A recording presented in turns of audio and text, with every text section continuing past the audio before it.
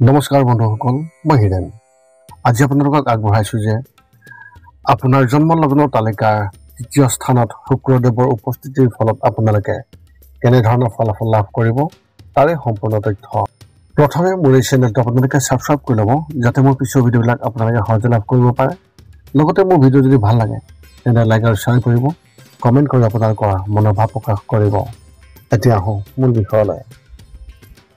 আজিৰ ভিডিঅ'ৰ উদ্দেশ্য হৈছে আপোনাৰ জন্ম লগ্ন তালিকাৰ তৃতীয় স্থানত শুক্ৰদেৱৰ উপস্থিতিৰ ফলত আপোনালোকে কেনেধৰণৰ ফলাফল লাভ কৰিব। আপোনাৰ জন্ম লগ্নৰ তৃতীয় স্থানত শুক্ৰদেৱৰ উপস্থিতিৰ ফলত আপোনাৰ বাক্যৰ কলাত অতি দ্বন্দ্বহীনতা লাভ কৰে। এনে ব্যক্তিসকলে তেওঁলোকৰ সংলাপত অধিক নম্ৰ আৰু প্ৰেৰণাদায়ক ভাষণ দিব পাৰে। এই ব্যক্তিসকলৰ সৃষ্টিশীল আৰু লিখাৰ কামত অধিক আগ্ৰহী হয়। এই ব্যক্তিসকলে ভ্ৰমণৰ প্ৰতি আকৰ্ষণীয় আৰু সৰু সৰু ভ্ৰমণৰ পৰা লাভ হোৱা প্ৰতিটো সম্ভাৱনা অত্যন্ত প্ৰবল। শুক্ৰ গ্ৰহই ৰাশিফলৰ 12টা ঘৰৰ ওপৰত ইয়াৰ প্ৰভাৱ বেলেগ বেলেগ ধৰণে আমাক দিয়ে। ইয়াৰ বাহিৰেও শুক্ৰদেৱক শুভ গ্ৰহ বুলি কোৱা হয়। গতিকে যদি শুক্ৰদেৱ আপোনাৰ ৰাশি লগ্নৰ তালিকাৰ সঠিক ঠাইত থাকে তেন্তে ই শুভ ফল প্ৰদান কৰে আৰু সেই ব্যক্তিসকলে খুবেই ভাল ফলাফল লাভ কৰে। একে সময়তে ই দুৰ্বল হ'লে অশুভ প্ৰভাৱো নিশ্চয় কৰি দিব। এতিয়া আমি সকলোৱে বিতংভাৱে জানো আহক আপোনাৰ জন্ম লগ্নৰ তালিকাৰ তৃতীয় স্থানত শুক্ৰদেৱৰ উপস্থিত থকাৰ ফলত আমি কেনেধৰণৰ ফলাফল লাভ কৰিম। আমি জানিম এতিয়া প্ৰথমে সেই শুক্ৰদেৱৰ স্থিতিৰ ফলত ইয়াৰ যি ধনাত্মক প্ৰভাৱ তাৰ বৰ্ণন। এই অৰ্থত শুক্ৰ গ্ৰহক এক শুভ গ্ৰহ বুলি কোৱা যায়। ই সেই ব্যক্তিসকলক মৌখিক ৰূপৰ বাবে অধিক ব্যঞ্জনাত্মক আৰু বিশেষ কৰি তোলাত অতি বাক্যহীনতা। এনে ব্যক্তিসকল উদাৰ আৰু আনৰ প্ৰশংসা কৰাত অতি পাকৈত। লগতে তেওঁলোকৰ অতি ভাল মধ্যস্থকাৰী হয়। এনে ব্যক্তিসকলে কিছুমান বিপৰীত দলৰ মাজত হোৱা যি বিবাদ বা বিভ্ৰান্তি ইয়াক সমাধান কৰে অতি যুক্তিসংগত আৰু খুব ভালভাৱে। তেওঁলোকে নিজৰ বিশেষ পদ্ধতিৰ জৰিয়তে বিবাদ নিষ্পত্তি কৰিবলৈ সক্ষম হয়, যদিও ই কেইদিনমানৰ সাময়িক শক্তি প্ৰদান কৰে। সেই ব্যক্তিসকলৰ বক্তৃতা কলাত শক্তি এই শুক্ৰদেৱৰ দ্বাৰা বিশেষভাৱে বা বহু পৰিমাণে প্ৰভাৱিত হয়। এনে ব্যক্তিসকলৰ সংলাপৰ সৈতে অতি নম্ৰ আৰু প্ৰেৰণাদায়ক হ'ব পাৰে। জ্যোতিষৰ মতে এই ব্যক্তিসকলে সৃষ্টিশীল আৰু লিখাৰ কামত অতি ভাল প্ৰদৰ্শন কৰে। এনে ব্যক্তিসকলে নতুন নতুন ঠাইলৈ যোৱাৰ প্ৰতি অতি আকৰ্ষিত হয় আৰু সেই ভ্ৰমণৰ পৰাও তেওঁলোকে খুবেই ভাল ফল লাভ কৰে। এনে ব্যক্তিসকলে শক্তিপূৰ্ণ আৰু আৰামদায়ক পৰিৱেশত জীয়াই থাকিবলৈ খুবেই ভাল পায়। ইয়াৰ লগতে এই ব্যক্তিসকলে ধুনীয়া ধুনীয়া কাপোৰ আৰু গহনাৰ প্ৰতি অতি লোভ দেখিবলৈ পোৱা যায়। তেওঁলোকৰ সম্পৰ্কবোৰ আত্মীয় আৰু ওচৰ চুবুৰীয়াৰ সৈতে আন্তৰিক আৰু আনন্দময় হোৱা দেখা যায়। ৰাশিফলৰ তৃতীয় স্থানত থকা এই শুক্ৰ গ্ৰহটোৱে সেই ব্যক্তিসকলক বিশৃংখলতা আৰু অসৎ আচৰণৰ পৰা আঁতৰাই ৰাখিবলৈও কাম কৰে। এনে ব্যক্তিসকলে নিজৰ বস্তু আৰু সম্পৰ্কক স্বাধীন কৰি ৰাখিবলৈ খুবেই ভাল পায়। এনে ব্যক্তিসকলে জীৱনক অমৃতভাৱে চলাবলৈ আৰু ধাৰাবাহিকতা বজাই ৰাখিবলৈ সম্পৰ্কত যিকোনো ধৰণৰ সংঘাত আৰু বিচ্ছিন্নতা এৰাই চলিবলৈ চেষ্টা কৰে। এই স্থানত থকা শুক্ৰই সেই ব্যক্তিসকলক বৈবাহিক আৰু প্ৰেম জীৱনত সম্পূৰ্ণ আৰাম আৰু ধৈৰ্য অনুসৰণ কৰিবলৈ বাধ্য কৰে।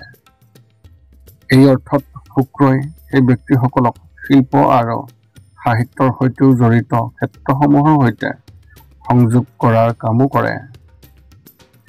এনে ব্যক্তিসকলে শিক্ষক আৰু অন্যান্য জ্ঞান বা আলোচনা কৰাৰ ক্ষেত্ৰত বিশেষভাৱে জড়িত কৰি তোলে বা চাকৰি বা ব্যৱসায় বাছি ল'বলৈ অতি সুবিধা কৰি দিয়ে। ইয়াৰ বাহিৰেও এই ব্যক্তিসকলে বিতৰ্ক আৰু আলোচনাৰ প্ৰতি অতি আগ্ৰহী। এই ব্যক্তিসকলে সদায় এনে এজন ব্যক্তিক বিচাৰি পায় তেওঁলোকৰ মানসিক ক্ষমতাক প্ৰত্যাহ্বান জনাব পাৰে। জ্যোতিষত শুক্ৰ বিশেষকৈ প্ৰেম আৰু যৌনতাৰ সৈতে জড়িত, কিন্তু ইয়াৰ আনন্দৰ সৈতে প্ৰত্যক্ষ আৰু পৰোক্ষ সম্পৰ্কও আছে। ই আৱেগৰ ওপৰত শুক্ৰৰ দৃষ্টিভংগীৰে এটা ডাঙৰ আৰু সামাজিক ক্ষেত্ৰত জীয়াই থাকিবলৈ অনুপ্ৰাণিত হয় আৰু এই লোকসকলে জনসাধাৰণৰ মাজত থাকিবলৈ খুবেই ভাল পায়। এতিয়া আমি জানিম আপোনাৰ জন্মলগ্নৰ তালিকাৰ তৃতীয় স্থানত শুক্ৰদেৱৰ স্থিতিৰ ফলত আপুনি ঋণাত্মক প্ৰভাৱ আপুনি কেনেধৰণকে লাভ কৰিব। জ্যোতিষত কোৱা হয় যে এই অৰ্থত শুক্ৰৰ উপস্থিতিয়ে সেই ব্যক্তিসকলক শুভ ফলাফল দিয়ে, আনহাতে কিছুমান অশুভ ফলাফলো প্ৰদান কৰে। যাৰ মতে তৃতীয় স্থানত শুক্ৰৰ বাবে সেই ব্যক্তিজনে কিছু মানসিক চাপ পাব পাৰে।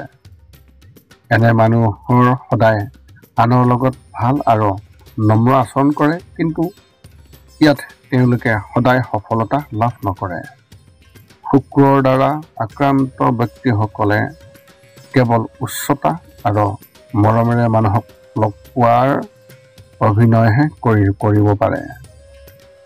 তেওঁলোকৰ পৰা লাভৱান হোৱাৰ সম্ভাৱনা থকা যিসকল ব্যক্তি সেইসকলৰ লগতহে নম্ৰতা প্ৰদান কৰে। কেৱল এয়াই নহয়, সেই ব্যক্তিসকলে নিজৰ লাভৰ বাবে আনক চাতুৰি কৰিব পাৰে। যদিও এই আচৰণে নিজৰ বিশ্বাসযোগ্যতাক লৈ প্ৰশ্ন উত্থাপন কৰাৰ পৰিস্থিতি সৃষ্টি কৰিব পাৰে, ৰাশিফলৰ তৃতীয় স্থানত থকা গ্ৰহটোৱে মানসিকভাৱে সেই ব্যক্তিসকলক বিপদত পেলাবলৈও কাম কৰিব পাৰে। এনে ব্যক্তিসকলে বহুতো মানসিক তৰংগৰ জৰিয়তে বিশেষভাৱে জড়িত হৈ পৰিব পাৰে। এনে ব্যক্তিসকলে আনৰ কথাৰ প্ৰতি অৰ্থ বহুবাৰ বুজি নাপায়। তৃতীয় স্থানত থকা সেই শুক্ৰই সেই ব্যক্তিসকলক মানসিক উদ্দীপনা দিব পাৰে, ফলত তেওঁলোকে নিজৰ প্ৰেমৰ ক্ষেত্ৰত অহৰহ পৰিৱৰ্তনৰ ইচ্ছাও কৰিব পাৰে। তৃতীয় ঘৰত বহি থকা সেই শুক্ৰদেৱৰ ফলত সেই ব্যক্তিসকল ঘনিষ্ঠ আত্মীয় বা ওচৰ চুবুৰীয়াৰ প্ৰতি আকৰ্ষণ কৰিবলৈ কাম কৰিব পাৰে। জ্যোতিষৰ পৰামৰ্শ অনুসৰি তেওঁলোকে আত্মীয় আৰু সম্পৰ্কক অধিক গুৰুত্ব দিবলৈ চেষ্টা কৰিব লাগিব। এই ব্যক্তিসকলৰ কেতিয়াবা আন মানুহৰ সৈতে শক্তিশালী সম্পৰ্কৰ প্ৰয়োজন হ'ব পাৰে। এতিয়া আপোনালোকে জানি লওক যে আপোনাৰ জন্মলগ্ন তালিকাৰ তৃতীয় স্থানত শুক্ৰদেৱৰ উপস্থিতিৰ ফলত বৈবাহিক জীৱনৰ ওপৰত ইয়াৰ কেনেধৰণৰ প্ৰভাৱ পেলায়। জ্যোতিষৰ হিচাপ অনুসৰি এই অৰ্থত শুক্ৰ গ্ৰহৰ সেই ব্যক্তিত্ব অনুসৰি সেই ব্যক্তিজনে হয়তো নিজৰ বিবাহিত জীৱনত কিছু সমস্যাৰ সন্মুখীন হ'ব পাৰে, নহ'লে সেই ব্যক্তিসকলে নিজৰ প্ৰেমৰ সম্পৰ্কক বিবাহলৈ ৰূপান্তৰিত কৰিবলৈ কিছু জটিলতাৰ সন্মুখীন হ'বলগীয়া হয়। কিন্তু জাতিগত বিবাহো সফল হোৱাটো অতি সম্ভৱ। বিবাহিত জীৱনত আমি ক'ব পাৰোঁ যে এই ব্যক্তিসকলৰ বিবাহৰ ইতিবাচক দিশ পাৰস্পৰিক যত্ন আৰু কৃতজ্ঞ প্ৰকৃতিৰ হয়, আনহাতে বিপদ বা নেতিবাচক পৰিস্থিতিৰ হ'ব পাৰে। তেওঁলোকৰ সামঞ্জস্যতা আৰু ইজনে সিজনৰ লগত বুজাবুজিৰ অভাৱৰ সৈতে এনে ব্যক্তিসকলে নিজৰ বিবাহিত জীৱনটো সফল কৰিবলৈ অতি কঠোৰ পৰিশ্ৰম কৰিব লাগিব। এতিয়া আপুনি জানি লওক যে আপোনাৰ জন্মলগ্ন তালিকাৰ তৃতীয় স্থানত শুক্ৰদেৱৰ স্থিতিৰ ফলত আপুনি আপোনাৰ কেৰিয়াৰৰ ওপৰত কেনেধৰণৰ প্ৰভাৱ লাভ কৰিব। যদি এই আচৰণে শুক্ৰ গ্ৰহৰ শুভ ঠাইত অৱস্থিত দেখুৱায় বা ৰাশি অনুসৰি যদিহে সি শুভ হয় তেন্তে এই ব্যক্তিসকলে অতি সৃষ্টিশীল মগজু লাভ কৰে। তেওঁলোকে নিজৰ বিশেষ কল্পনাত কাম কৰিবলৈ আগবাঢ়ি যাব পাৰে। লগতে তেওঁলোকৰ সম্ভাৱনাই কলা, সাহিত্য বা শিক্ষাৰ ক্ষেত্ৰত কাম কৰাৰ সম্ভাৱনা অতি বেছি দেখাব পাৰে। যদি এই বিভিন্ন দিশৰ জৰিয়তে এনে ব্যক্তিসকলে বহু সফলতা লাভ কৰে, তথাপি জ্যোতিষৰ মতে এনে ব্যক্তিসকলে শিকিবলৈ আৰু নতুন কাম কৰিবলৈ ইতিবাচক মনোভাৱ লাভ কৰে। ইয়াৰ উপৰিও ভাগ্য বৃদ্ধি কৰে, কিন্তু ইয়াৰ এটা নেতিবাচক দিশৰ সম্ভাৱনা আছে, য'ত তেওঁলোকৰ নতুন কিবা এটা লাভ কৰিবলৈ উৎসাহ তেওঁলোকে হয়তো পথ হেৰুৱাবলগীয়া হ'ব পাৰে। সেইবাবে সেই ব্যক্তিসকলক তেওঁলোকৰ কেৰিয়াৰৰ সিদ্ধান্ত চিন্তাশীলভাৱে ল'বলৈ বিশেষভাৱে পৰামৰ্শ দিয়া হ'ল। যদি আপোনাৰ মনত এতিয়াও জ্যোতিষ সম্বন্ধীয় কিবা প্ৰশ্ন আছে, তেন্তে আপুনি এই ভিডিঅ'টোৰ তলত কমেণ্ট কৰি আমাক আপোনাৰ প্ৰশ্ন অৱগত কৰক, আৰু আমি আপোনালোকৰ প্ৰশ্নৰ উত্তৰ দিবলৈ আমি সকলো সময়তে সাজু আছোঁ। যদি মোৰ ভিডিঅ'টো ভাল লাগে তেন্তে লাইক শ্বেয়াৰ কমেণ্ট কৰিব, চেনেলটো ছাবস্ক্ৰাইব কৰি থ'ব, যাতে আমি পুনৰ অন্য এটা ভিডিঅ'ৰ জৰিয়তে আমি আপোনাৰ লগত সম্পৰ্ক ৰাখিব পাৰোঁ। পুনৰ লগ পাম অন্য এটা ভিডিঅ'ত। আজিলৈ ধন্যবাদ।